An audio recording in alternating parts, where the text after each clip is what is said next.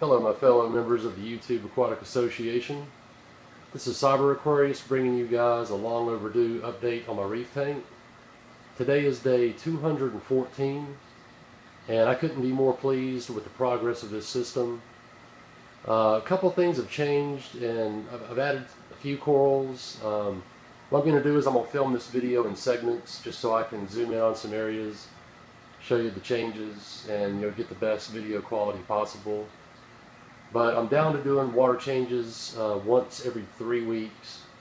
It's really not necessary for me to do my water changes any more than that. I do a 30% water change every 3 weeks, and my nitrates and phosphates remain undetectable or at 0 parts per million even right before the water change. And I'm dosing with Aqua Vitro's complete line of supplements, calcification, 8-4 for carbonate hardness, ions for magnesium, and vibrance for my iodide.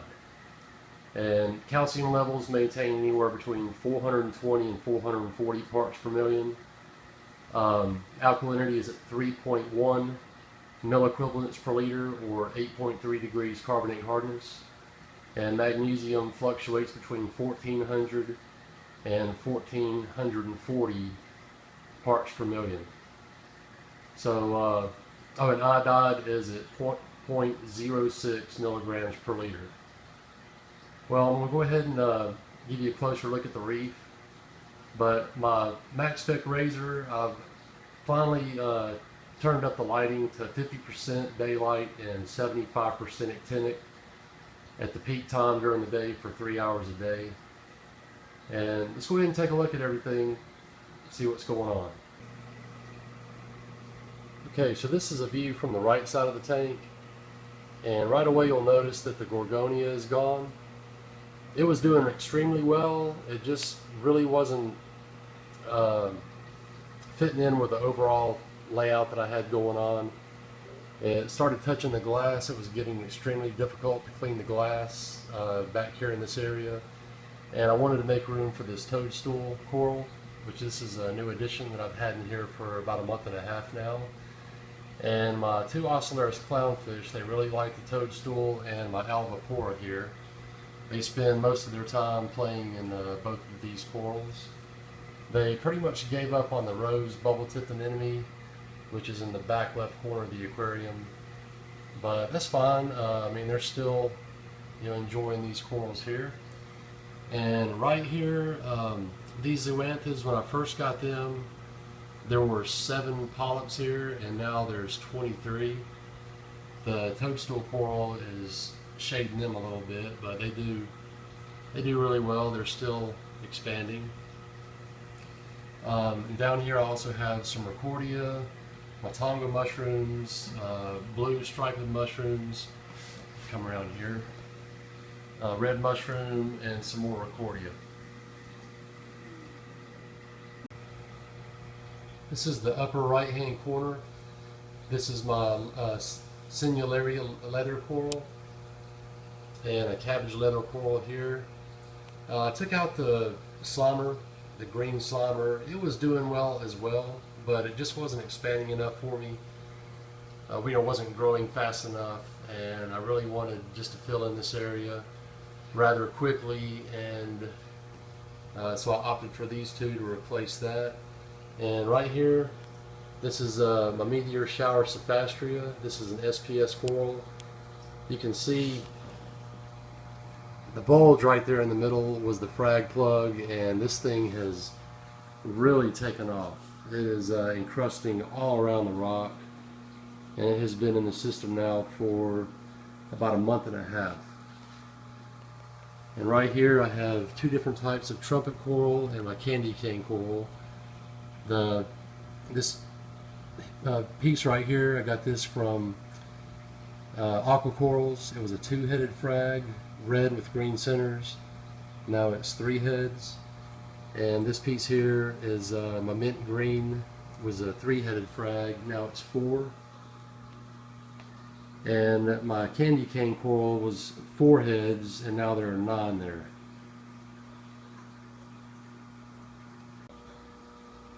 Here's the top center of the tank. These are two different types of star polyps, green star polyps and mint green star polyps. These two little patches right here, I actually cut those off of the back of the mother colony right here just this morning. These were starting to hang out into nothing. You know, they weren't attached to any rock. They were just hanging out into the open, so I cut those off. And what I'm looking to do is have this entire rock right here covered with the star polyps. Right here is my Duncan coral, and it is not out at the moment.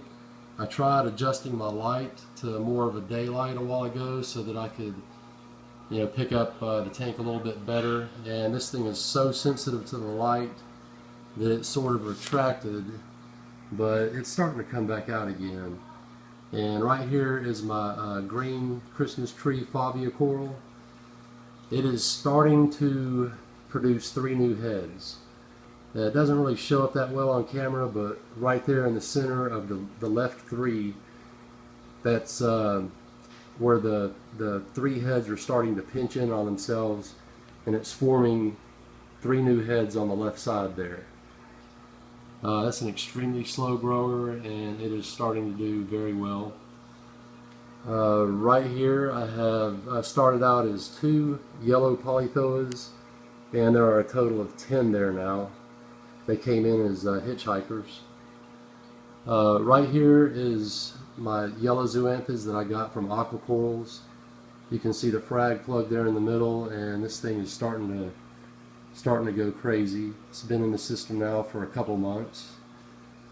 And right here, this is a new type of zoanthid that I've added about 2 weeks ago. I took out the pink ones that were here in this area. It's just starting to get too much pink, so I opted for this zoanthid right here. I think there's maybe 1 or 2 new heads or polyps on it. And then right here is my octospawn coral that I added probably 3 weeks ago. Still on the frag plug until I've determined that it really likes this area, which it seems to. So I'm going to pop it off the frag plug in a couple more weeks and secure it right here if it remains nice and healthy. Okay, this is the left hand side of the aquarium, and right here is my torch coral. I've only had this in the system now for a couple months. None of you have seen it yet. It started off as a 2-headed frag. Now there are 4 heads there, and this thing is just exploding. Doing really, really well. The frog spawn was there, but I since moved it down to right here. And this thing has really gone crazy too. And right here is my hammer coral. I moved it from this lower rock to right here. Just wanted a lot of movement over here on this left side. These zoanthids right here have closed up. This torch coral is really aggravating them right now, so I'm probably going to be moving that plug there, put them in a different location. There's my skunk cleaner shrimp. And then down here on the bottom left, this is one rock with acan lords and some more zoanthids. These zoanthids here, the nuclear green, they've really taken off. Started off, you can look at some of my earlier videos, there were probably a dozen polyps there. Now this thing's going crazy. I've added this piece here, some more of the nuclear green zoanthids with some more polythoas. I'm looking for those to start climbing up the rock here and just making one huge colony right here on this right side. And then right here is my open brain coral. Had this in the system now for several months, maybe 4 months. Doing really well. And over here on this far left side is elephant ear mushroom, which I'm probably going to be taking out. This thing's just getting rather large, and It's just not doing it for me. Probably put another A-can frag right here.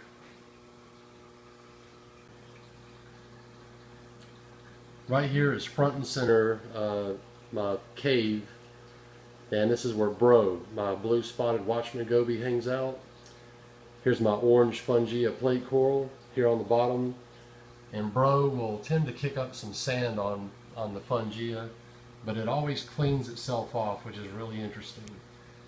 There's a little bit of sand right there on the front, but it will actually clean itself off with its tentacles.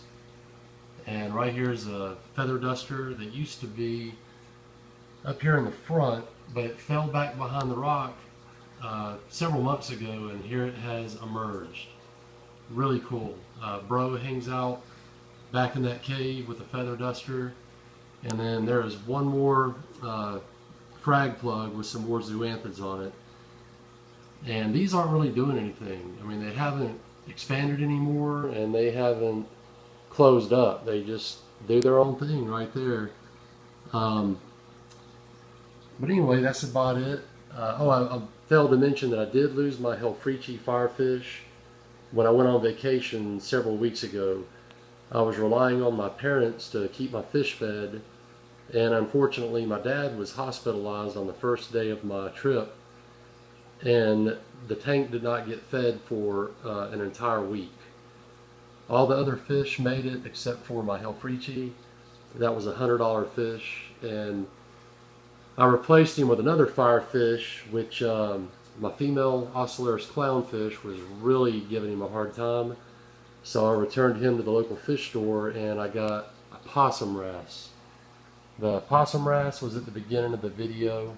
I should have commented on it from the beginning. He's really reclusive, but he's continually on the prowl, hunting for copepods and worms. And he's also eating flake food and mysis shrimp. But there's a worm right there on the glass. But the microfauna population has exploded over the past couple months. The system's really starting to mature. Coralline algae is rather slow taking off, but it is spreading. Have some on the tower head here. There's some coralline algae there. It's on the back glass. It's on the rock in some places. Guys, I'm ending this video now. My phone says I don't have enough memory left, so thank you for watching.